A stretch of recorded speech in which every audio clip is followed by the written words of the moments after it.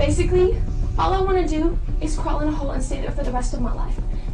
You tell me what I should do. Tell me. All I want to do is crawl in a hole and stay there forever. You tell me what I should do. Tell me. Let me be real with you. This story, it's dark. Everybody knows Britney Spears has been through it. That 2007 breakdown, the court-ordered conservatorship, the head shaving, rehab, canceled shows, it was all public, silenced. But what if I told you this wasn't just chaos? What if her messy VMA comeback and even losing her kids were planned? Not just by her family, but by people way more powerful and dangerous. People like Sean Diddy Combs. Yes, that Diddy. The same Diddy now facing lawsuits, federal raids, and shocking accusations. The same Diddy that Cassie accused of violence and manipulation. And now, Britney's name is coming up in his trial. Not as a bystander, but as a possible victim. And when you connect the dots, it starts to look like Britney wasn't spiraling. She was being set up. Her fans always believed she was being controlled, but what's come to light now? It could change everything we thought we knew about this pop princess. Because it wasn't just her father behind this, there was a whole machine, a system. And Diddy? He might have been one of the gatekeepers. Let's break it down. Britney Spears didn't just break down, she was broken. And it all started the night before her infamous 2007 MTV performance at one of Diddy's wild parties. Let's rewind to September 8th, 2007, the night before it all went down. Britney shows up at Jet nightclub in Vegas, a Diddy-hosted pre-party full of stars. Pictures show her with Diddy and others, smiling but distant, rocking sunglasses inside. Her vibe? Office hours later, she's on that VMA stage, trying to make her big comeback with Gimme More. But instead, it was a disaster. Britney looked out of it. Her moves? Sluggish, her lips barely syncing. Critics called her a zombie. Headlines read, "Britney's career over." Just like that, everything crumbled. Now here's where it gets creepy. Why was she even partying with Diddy the night before such an important performance? And why does Cassie name-drop Britney in her court testimony? Cassie said Diddy brought Britney to her 21st birthday bash that same night at Pure nightclub. She said Sean was there and he brought Dallas Austin Britney Spears. Those were the two people that stand out to me. Why bring Britney to a wild party full of cameras, alcohol, celebs, right before her comeback? And here's another connection. Guess who was managing both Britney and Diddy at the time? Lou Taylor. And Lou Taylor was no ordinary business manager. She ran a company now tied to illegal surveillance, financial abuse, and shady payments. In fact, her business address? It's also listed in Diddy's lawsuit. And let's not forget, she was the mastermind behind Britney's 13-year conservatorship. Britney lost her money, her rights, even her ability to drive or speak freely. So was that VMA collapse just bad luck? Or the first step in a setup by powerful people? Britney herself said her former management firm, TriStar Sports and Entertainment, was trying to kill her. In her words, "I will sue the shit out of TriStar. They got away with all of it, and I'm here to warn them every day of my precious life."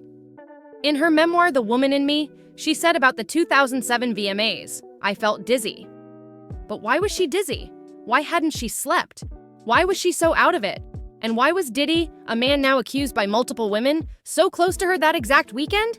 This is where it starts to get wild. That night with Diddy, it wasn't just a party, it was the start of what could be one of the most twisted setups in pop culture history. Britney Spears was the target. Her VMA performance bombed. But here's what most folks don't realize. Just months later, Britney lost custody of her kids, was put on a psychiatric hold, and then trapped in a conservatorship so strict, she compared it to trafficking. 4 months after the VMA collapse, Britney was hospitalized involuntarily under California's 5150 law, a hold used when someone's seen as a danger to themselves or others. And here's the kicker. The hospital Britney was taken to? Just 9 minutes away from TriStar HQ. Guess who else had a business address nearby? Yep, Diddy? Coincidence? Or something more? Some fans believe that night with Diddy was more than a party. It was a planned takedown. A way to make Britney look crazy, just in time to lock her in a conservatorship. Why? Because Britney had money, power, and control. And if you take that away, you get a superstar worth hundreds of millions. Who can't even pick her own lawyer? Lou Taylor and her crew profited from Britney's name for 13 years, and they weren't alone. Another chilling theory is making the rounds. What if Diddy has compromising footage of Britney from that night? Will.i.am once claimed that Diddy keeps incriminating videos of everyone who's ever attended his wild parties. Sounds crazy, but when you look at the money trails and connections, it's not so far-fetched. After that night, Britney's image was shattered, her money was taken, her freedom was gone, and Lou Taylor, Robin Greenhill, and TriStar gained full control. Here's a twist you might have missed. Congressman Matt Gaetz publicly called out Britney's conservatorship. He even showed up at a Free Britney rally. He said she should be allowed to testify before Congress and slammed the courts for ignoring her case. Right after that, he got hit with allegations and said it was an extortion plot. Now let's zoom in on that night before the 2007 VMAs, because this may have been Britney's point of no return. Diddy and Britney were there, and this wasn't just some party. It may have been a freak-off. If you follow Diddy's case, you know what that means. These weren't your average Hollywood events. These were invite-only parties where guests were allegedly drugged, recorded, and worse. That's straight from multiple lawsuits, including Cassie's. Now imagine this. Britney shows up hoping to rebuild her image and prepare for her big comeback. Instead of resting and rehearsing, she ends up in a VIP room with Diddy and elite guests, drinking, partying, maybe more. Then, boom. Less than 24 hours later, she's on stage, completely out of it, slurring, lost, barely moving. And what happens next? Custody gone, hospitalized, then trapped for 13 years under total control. Photos from that weekend? Haunting. One shows Britney and Diddy at Jet nightclub. Britney with sunglasses indoors, face glazed over, forced smile. Diddy? Cool and collected, like it's just another night out. Another pic? At 50 Cent's after party at the Hard Rock. Again, Britney's body language? Stiff. Her eyes don't match her smile. Fans now say those were red flags. You can see it in her face. She didn't want to be there. Now it gets even darker, and even more plausible. One theory suggests Lou Taylor actually hired Diddy to get to Britney the night before the VMAs. Why? Because Britney had started pushing back. She wasn't playing along anymore. She wanted out of the spotlight, out of her team's grip, and custody of her children. But a public collapse like the VMAs? That gave her handlers the perfect excuse to say she was unwell and needed to be legally controlled. There's a quote in Britney's memoir that makes this even clearer. "I hated the way I looked. I knew it was going to be bad. I was dizzy. I hadn't slept the night before. I was having a panic attack." This wasn't just stage fright. She was medicated, maybe even drugged. And what's one of the biggest claims in Diddy's current lawsuits? That he drugged his guests without consent. It's all starting to connect.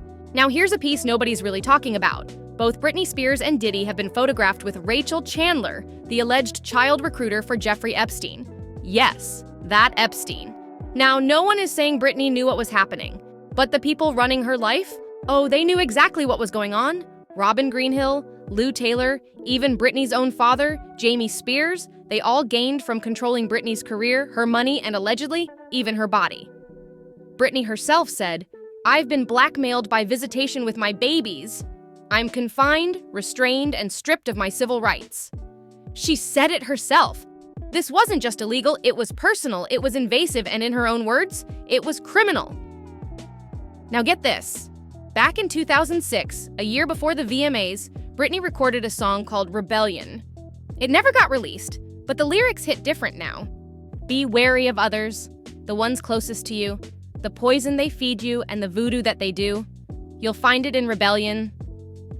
At the time, people thought it was about her record label, but now, many believe Britney was warning us about Lou Taylor, about Diddy, maybe even her own family. When Britney shaved her head in 2007 and smashed a paparazzi van with an umbrella, the world laughed, called her crazy. But Britney later said that moment was her rebellion. She was trying to send a message.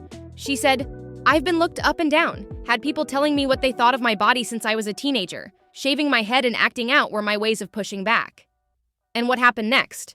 She was locked away, medicated, and shoved into a 13-year conservatorship. And who gained from that? Lou Taylor, Robin Greenhill, Jamie Spears, and maybe Diddy too. Now let's look at what fans were saying after Cassie dropped Britney's name in the trial. These reactions? Chilling. Britney Spears has been off the wall on social media lately. It is really sad to see so many people just make fun of her, just like Justin Bieber. Their parents sent them into the lion's den, and they came out damaged for life, used, abused, and tossed out like trash. OMG, this is so sad. Justice for Britney and JB. She is a mess right now. So sad. Diddy must pay for his horrific crimes. I worry they're getting ready to off Britney. So much info is coming out about her. I feel an OD story coming soon. Could she enter witness protection to escape and ensure her safety? And y'all, these aren't random conspiracy theorists.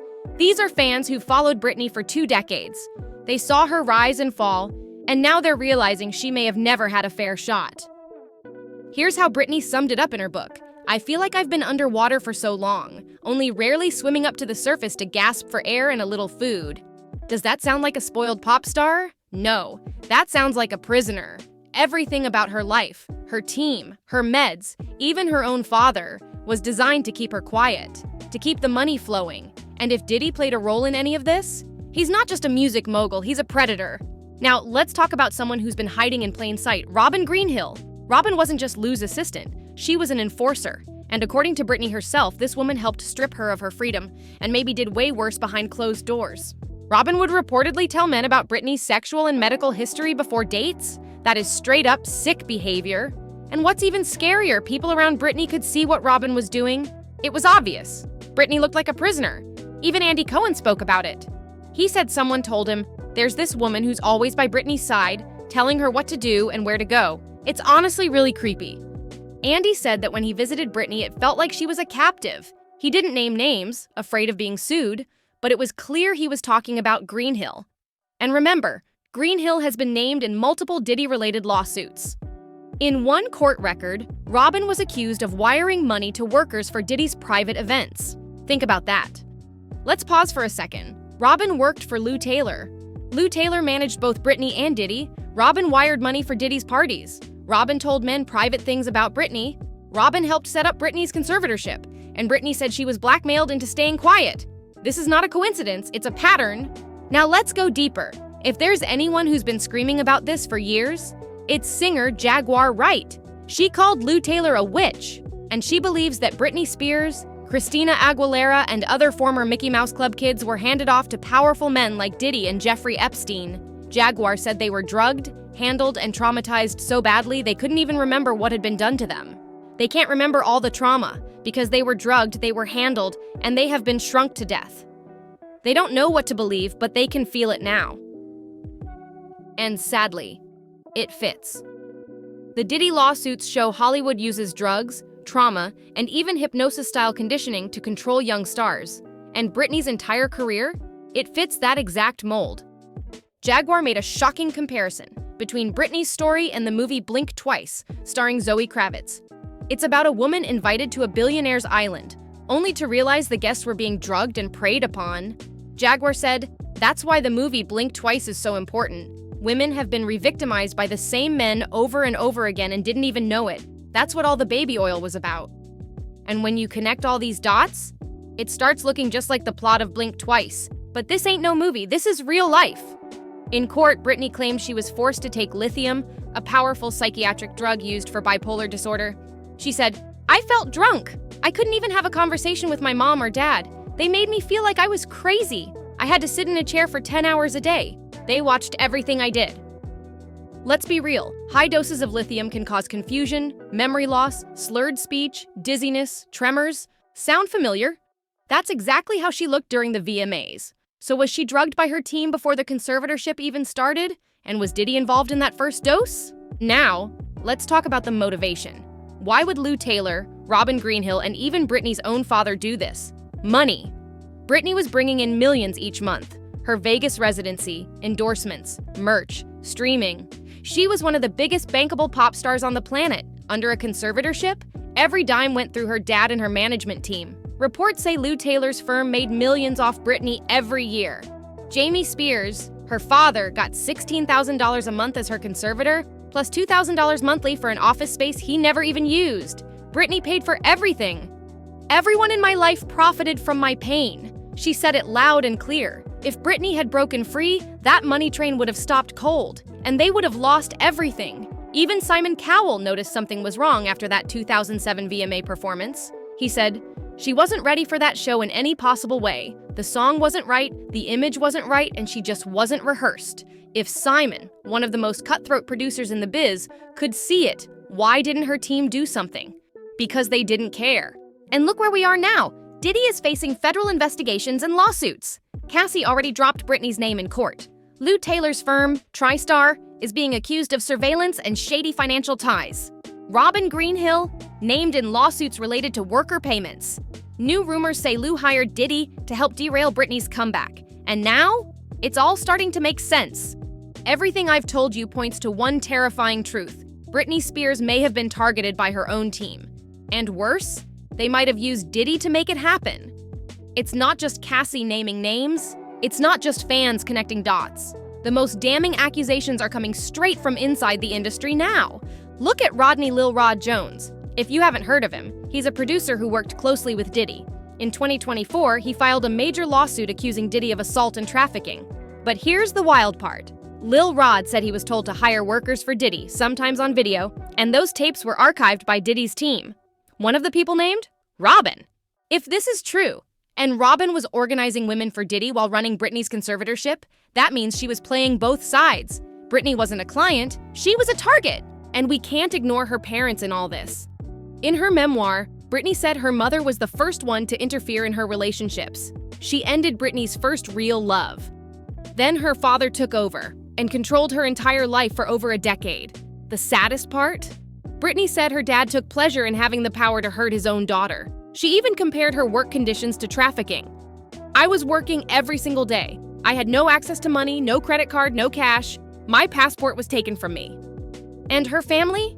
They went silent. While Britney was being surveilled, sedated, and paraded around like a puppet, they lived off her, profited off her. And when she tried to fight back, they silenced her. Britney doesn't owe anyone more explanations. She already poured her truth into her memoir, describing that trapped feeling of living under total control, like she was stuck underwater, barely coming up for air. The day she was placed under conservatorship, that was a turning point. She was told her old life was gone. She had to change her appearance, follow strict rules, and take whatever pills they handed her. No questions asked. This wasn't just control, this was psychological warfare. People used to laugh at her, but now the world is seeing the truth. That VMA performance, it might have been the result of a setup. And right now, the Diddy trial is still happening. Federal raids have gone down. Former employees are testifying. Celebs are being subpoenaed, and Britney's name has already been set in court. If her name comes up again, if just one of these lawsuits mentions her directly, it's over for a whole lot of people. Because here's why Britney's case matters. She's still alive. She can still speak. She can tell her story.